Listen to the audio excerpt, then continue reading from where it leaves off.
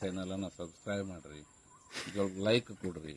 ಯಾಕಂತಂದ್ರೆ ಅವ್ರಿಗೂ ಸ್ವಲ್ಪ ಅನುಕೂಲ, ನಮಗೂ ಸ್ವಲ್ಪ ಅನುಕೂಲ. ನಮಗೆ ಅನುಕೂಲ ಅನ್ನೋಕ್ಕಿಂತಲೂ ನಿಮಗೆ ಅನುಕೂಲ ಭಾಳ. ಯಾಕಂತಂದ್ರೆ ನಮ್ಮ ಚಾನೆಲ್ ರೈತರ ಪರವಾಗಿ ನೀವು ಅದನ್ನ ನೋಡಿ ಕೇಳಿದ ಹೌದು ಸರ್ ಇಲ್ಲಿ ಬೀಜ ಅದಾವ ಹಿಂಗದಾವ ಅಂತ ತಿಳ್ಕೊಂಡು ನೀವು ಹತ್ತಕ್ಕೆ ಉಪಯೋಗ. ನಮ್ಮ ಚಾನೆಲ್ ಇರುವುದೇ ರೈತರ ಸಲುವಾಗಿ ಸರ್.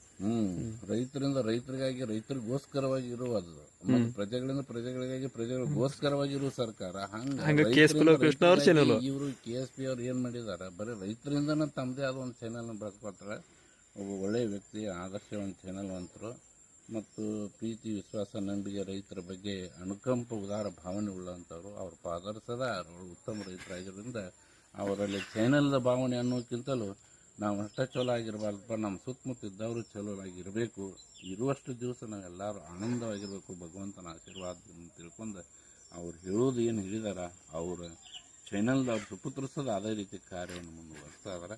ಅದಕ್ಕೆ ದಯವಿಟ್ಟು ರೈತ ಬಾಂಧವರೆಲ್ಲರೂ ಅವ್ರಿಗೆ ಲೈಕ್ ಕೊಟ್ಟು ಶೇರ್ ಮಾಡಿರಿ.